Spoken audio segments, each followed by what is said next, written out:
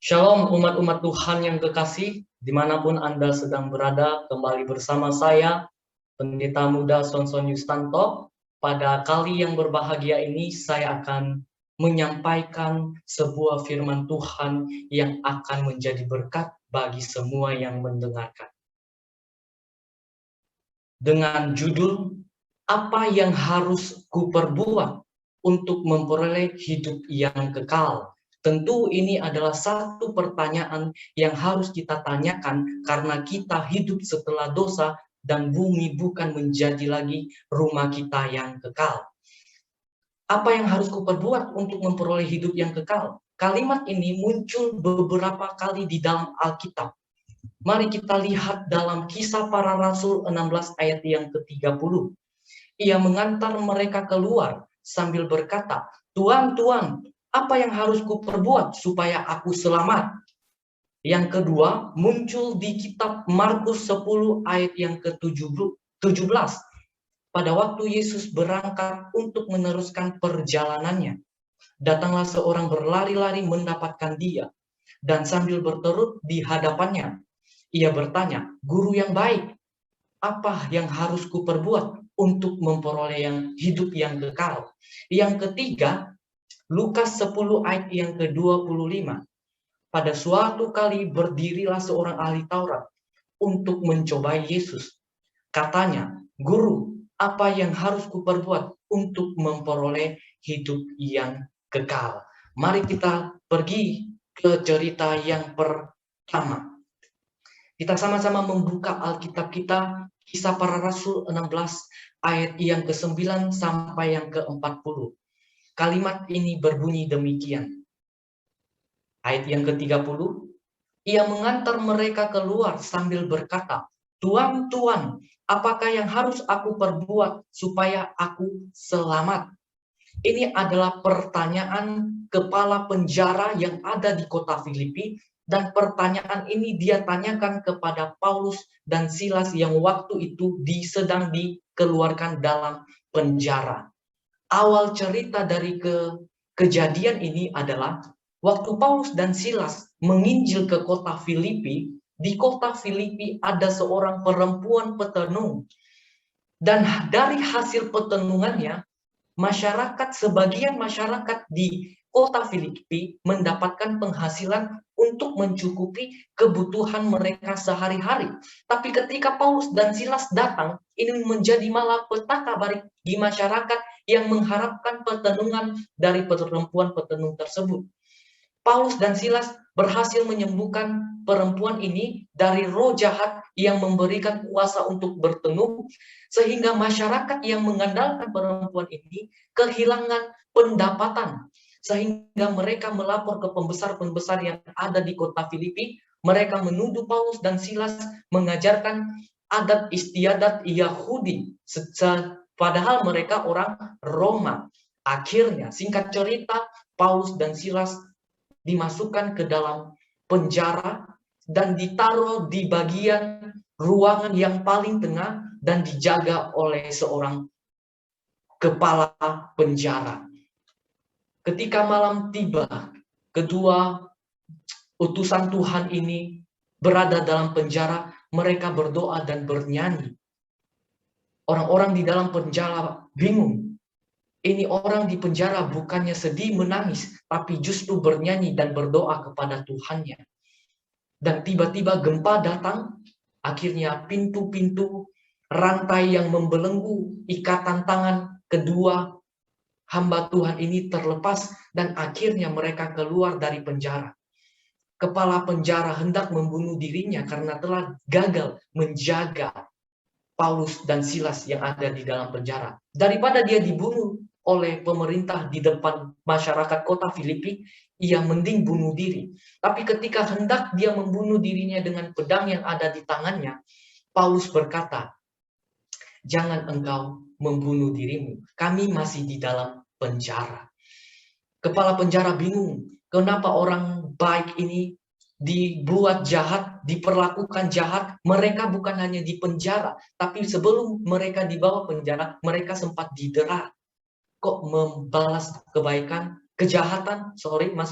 membalas kejahatan dengan kebaikan. Akhirnya kepala penjara bertanya demikian, Tuhan, apa yang harus kuperbuat supaya saya dapat selamat seperti Tuhan?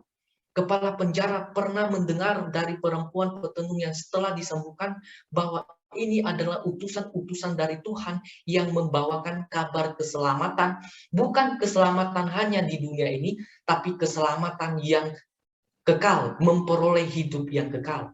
Akhirnya itulah yang membuat kepala penjara ini bertanya, Tuhan, apa yang harus kulakukan supaya aku selamat? Apa jawab Paulus? Jawab mereka, ayat 31 di dalam Kisah Para Rasul 16, percayalah kepada Tuhan Yesus Kristus dan engkau akan selamat dan seisi rumahmu. Pada saat itu juga, kepala penjara bukan hanya percaya, tapi memberi diri dibaptis karena dia percaya bahwa akan memperoleh hidup yang kekal.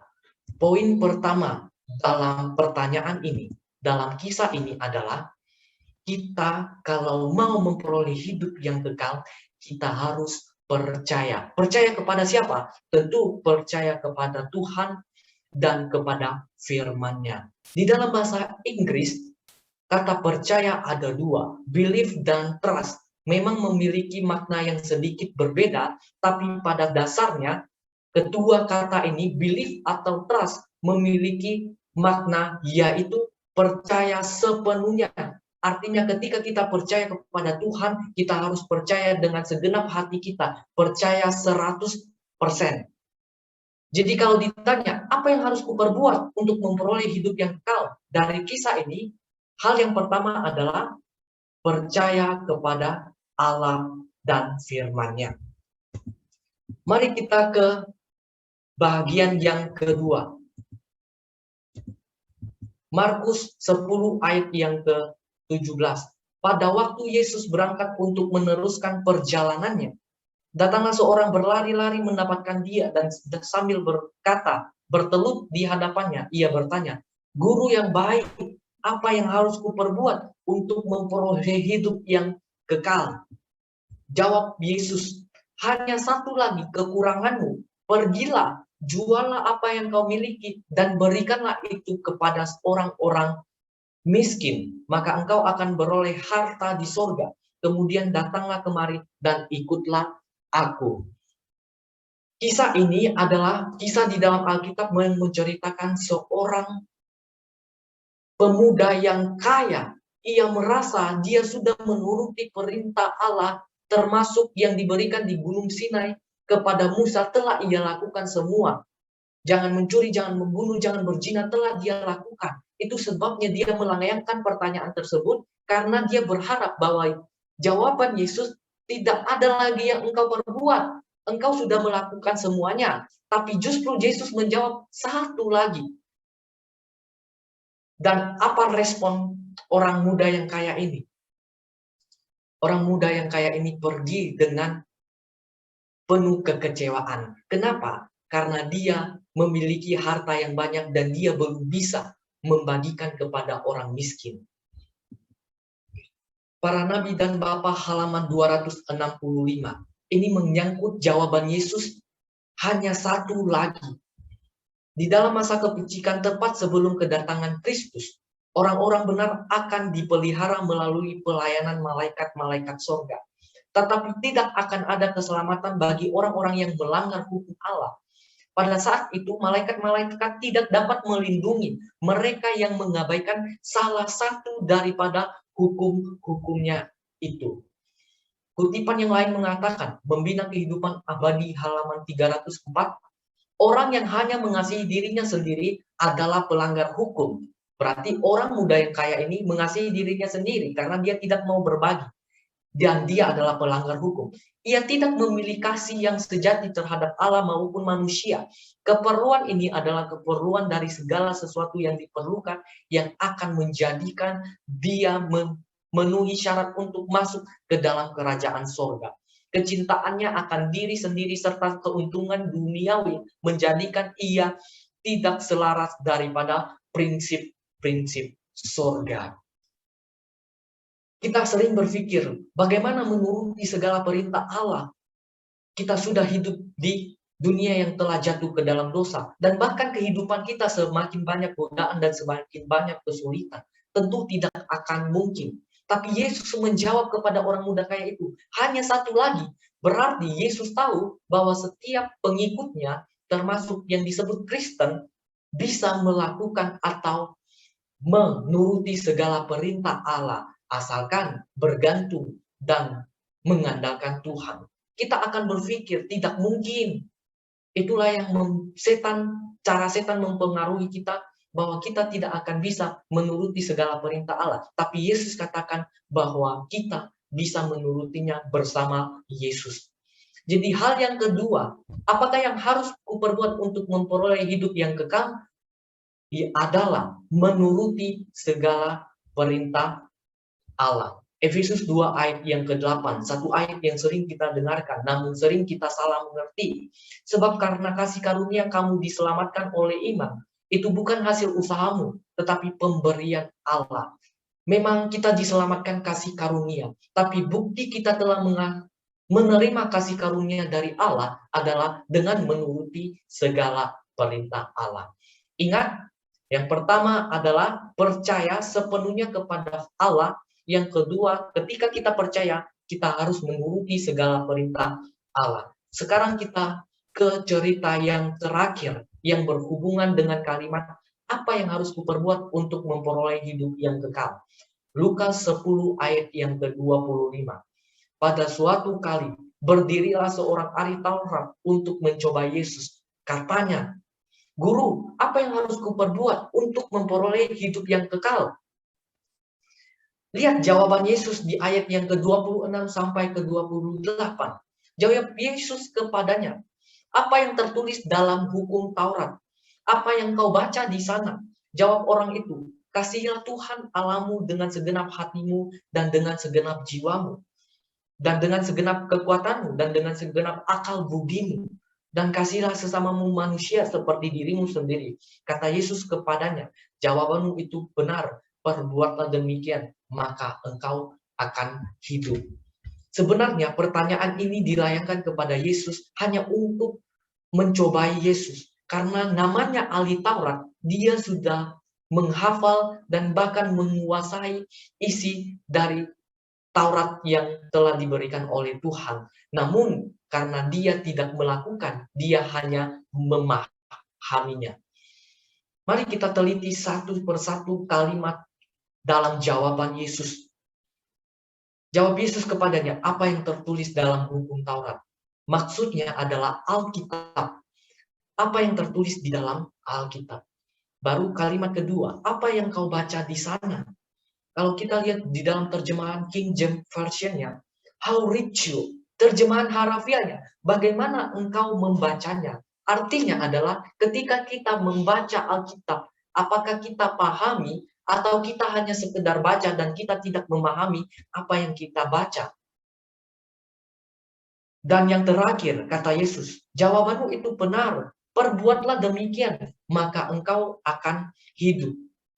Dari jawaban Yesus ini, kita mendapatkan jawaban apa yang harus kuperbuat untuk memperoleh hidup yang kekal. Yang pertama adalah kita harus mengetahui apa yang tertulis di dalam Alkitab. Yang kedua, ketika kita membaca Alkitab, kita harus memahaminya. Dan yang terakhir, ketika kita sudah mengetahui apa yang tertulis dalam Alkitab, apa yang kita baca dan kita pahami, kita harus melakukannya. Ada 4 golongan manusia di dalam dunia ini. Yang pertama, mereka yang tidak tahu sama sekali tentang Alkitab. Tentu mereka tidak memahami dan mereka tidak melakukan.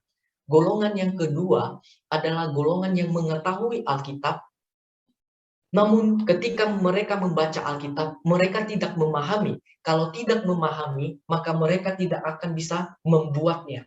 Melakukan karena mereka tidak memahami.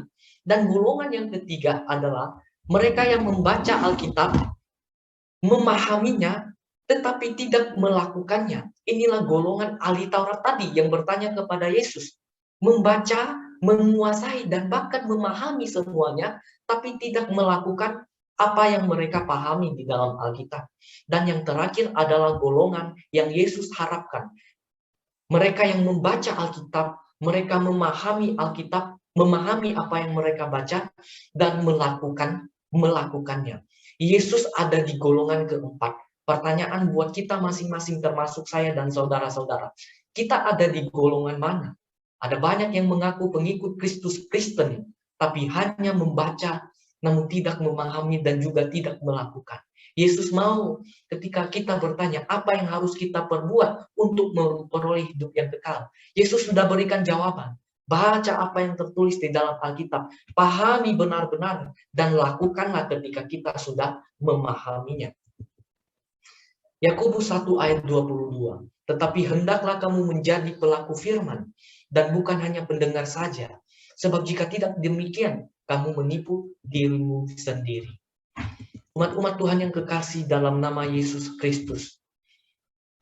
Dari pertanyaan yang muncul dalam 3 kisah Alkitab, apa yang harus kuperbuat untuk memperoleh hidup yang kekal? Yesus sudah memberikan jawabannya melalui firman. Yang pertama, percaya kepada Allah. Ketika kita percaya harus dengan segenap hati kita. Yang kedua, menuruti segala perintahnya. Dan yang terakhir adalah kita harus membaca, memahami, dan melakukan apa yang tertulis di dalam Alkitab. Dan kita lakukan itu dengan setia. Kesimpulan yang bisa kita dapatkan dari jawaban, dari pelajaran firman Tuhan pada saat ini adalah karena kewarganegaraan kita di dalam kerajaan sorga. Untuk itu, percayalah. Tunjukkanlah bahwa engkau telah menerima kasih karunia Allah. Baca, pahami, dan lakukan apa yang telah engkau baca di dalam Alkitab. Siapa yang setia dan bertahan sampai akhir akan beroleh hidup yang kekal yang telah dijanjikan oleh Allah. Apa yang harus kuperbuat untuk memperoleh hidup yang kekal? Tuhan telah memberikan jawabannya melalui 3 kisah tadi. Kita percaya, kita menuruti segalanya, lalu kita pahami, kita baca Alkitab, kita pahami, dan kita lakukanlah. Maka kita akan beroleh hidup yang kekal. Kiranya firman Tuhan pada kali ini pastinya menjadi berkat bagi saudara-saudara semuanya. Saya tutup dalam nama Yesus Kristus. Amin.